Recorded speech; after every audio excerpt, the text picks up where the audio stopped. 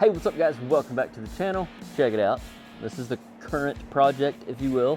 This is a brush hog. We've obviously already started it. You see some new material here. It looks a lot better now than it did whenever it first got here, as you can tell from these photos.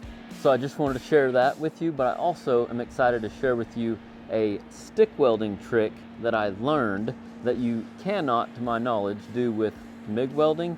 I learned this trick whenever I was pipeline welding. For those of you who don't know me, my name's Austin Ross. I've been a welder in general for about 15 years, but most of my welding career was on pipeline. I've done that for about 8 years, and one of the tricks that I learned while I was pipelining is just super handy for anybody that's going to be doing mobile stick welding out in the field. Also, if this is your first time finding our channel, check out our website, aroswelding.com, where we carry a few welding tools we're constantly adding to the store, and check out our online trade school, aroswelding.school. So yeah, this is the project. Old brush hog, been around for, I forget how many years the customer told me. It's seen better days, but it's still got a lot of life left in her. It really needs the top deck kind of all replaced, but it wasn't in near bad a shape as the back was, as you've just seen. This is some ideal stick welding, in my opinion. Some good, thicker material, 3/8 material, a nice little corner weld to weld in, so it's just a fun little project once you get to this point. There was a little bit of work getting to this point. I want to say a couple of hours, you know, cutting out these back pieces and putting in the new, but once you get all the new tacked in and you just got to weld it out, it's a good, exciting, calming part of the repair process of something like this. So before we take a look through the welding lens and weld on this a little bit, I wanted to show you the one thing that you can do with a stick welder that you can't do with a MIG, in my opinion. So whenever I was pipeline welding, because the terrain in some parts of the country kind of rolls, the pipeline gets bent and it has to match the contour of the ground. So therefore, whenever you're laying a pipeline, some welds will end up this close to the ground. You can get a shovel and dig out. You can, in some situations, you can get a piece of equipment over there to lift it up for you. But there's some situations where you're like right there in the middle, or if you're actually on the main line, which I can explain in a later video. Whenever you're laying pipe, there's not really any equipment around, so you don't have any option, or maybe you don't have a shovel, or maybe the ground's hard, or it's right there where you could dig a little bit, but to actually dig to get your rod all the way underneath, it would just take a lot of digging. The neat thing about stick welding is you can bend this welding rod. So let's just pretend the ground on this, pretend this is a piece of pipe, and pretend the ground is like right here. To get the bottom of that pipe, you're welding down the, let's say 16-inch pipe, and you get down to the bottom and you can't get your stinger and your rod down in there. Obviously, a lot of stingers have different things you can do.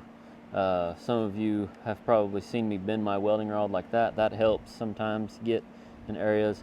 But the neater thing and the more creative thing that I've seen, take and bend your rod anywhere, like so, and then you can reach the bottom of the pipe. Obviously, you still got to be able to see, so you may still have to do some digging. But the neatest part, in my opinion, about stick welding is being able to bend your rod like so. Another way you can bend your welding rod is to clamp it in the middle somewhere. However long you need it, you kind of judge whatever you need. Clamp it, bend the back of it like so. Do this to break all the flux off. That way it gets connection. And then weld. Or then you can even still yet put another bend in it, put another bend right here to get it, that way it doesn't arc the pipe. You can just do so much adjusting with this stick rod. Obviously you can't weld but that far, but that's just neat to be able to do with a stick welder as to where you can't do that with a MIG. Another thing that I have not done very much of, I can't think of an exact situation, but I'm pretty sure I have, is welded through a hole, like on a piece of equipment, for instance, where the you know, whatever you're working on is behind some parts bolted to a motor or something, or a, you know, like I said, I can't think of an exact situation, but with a stick welder, this takes experience to not mess anything up. But say you only have a hole that's, you know, inch or so wide, and what you need to weld is way back here. You can stick your stick rod through that hole and do a little welding if you need to, or maybe it's not a hole, but maybe it's like a tight situation around a corner or something. You can bend this welding rod around there. And then to keep from arcing something, you can disconnect your stinger from right here and then pull your rod out and do the same thing until you get welded whatever you need welded. So the neat thing that I like about stick welding, or one of the neat things that I like about stick welding, is the fact that you can bend this welding rod to get wherever you need to get. All right, now let's take a look through this old welding lens. All right, so I'm welding with my TIG 200 and it's set on stick mode, obviously, and I'm on 95 amps and I'm welding with 332 7018. Did I already say that?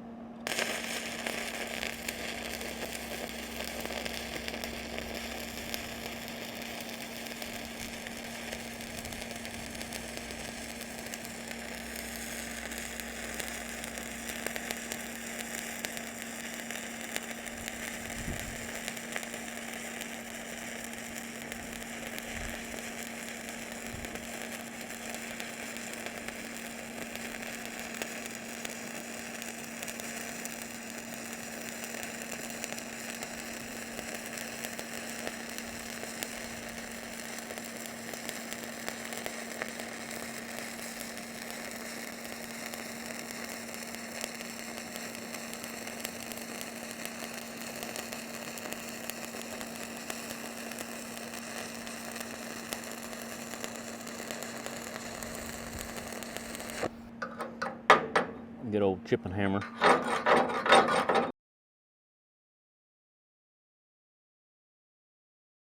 So all I did to get this basic little weld here was keep my rod mostly 90 degrees in other words 90 degrees from this right here, 90 versus way back here or way back here. I kept it 90 degrees, so straight in. And also I focused on keeping it up against this top. So I guess my best advice when welding something like this is simple is better, kind of. So just literally straight in, making sure your puddle is flowing to the top, and then just a steady as possible travel speed, but focusing on the top and letting it fill up that top, but all while keeping a steady travel speed. As far as my motion on this particular weld I just made, I was kind of just literally just kind of dragging it. It was probably kind of shaky, I would imagine. Whenever I go to edit this, I'll find out, but it kind of looked probably kind of shaky, but that's okay, because I mean, you know, it turned out all right. But it wasn't about a certain technique that I was doing, it was about what I was focused on. I hope that makes sense. But on this next one, I'll try to do a consistent horseshoe motion, like up, down. This is dramatic, but like half moons all the way down, but way smaller movements. Check it out. Okay, here we go.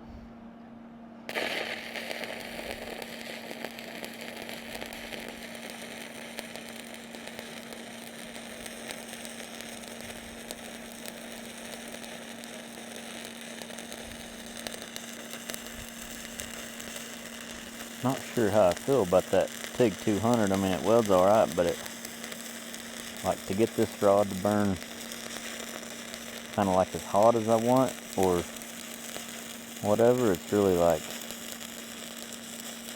kind of like splattery. See all them sparks coming off there? I really don't like that. My machine's a little smoother.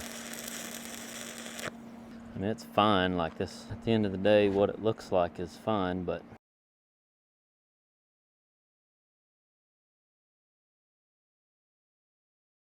But 7018 just shouldn't splatter like that, shouldn't sound like that. Should sound a lot smoother,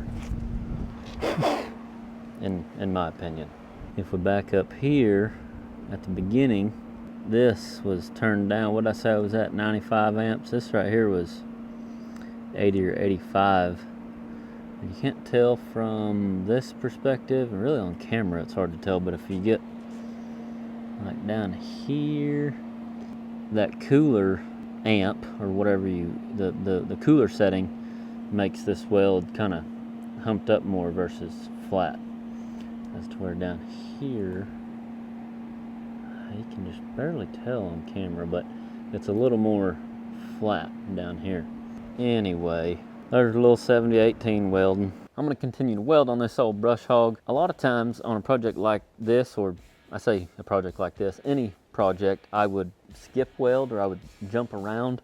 In other words, I would burn a rod here and then I would jump across to the other side, burn a rod, maybe do one in the middle, and I would just keep jumping around to help with warpage. But with this specific situation, because of the way this thing is built, I'm not really worried about the warpage. So I'm just gonna start over here like we have, and I'm gonna continue to weld all the way around right here because I think it'll look better without a crater every 12 or 24 inches around this whole thing. A crater is where you pull out with your rod, like right here where we stopped, that's a crater.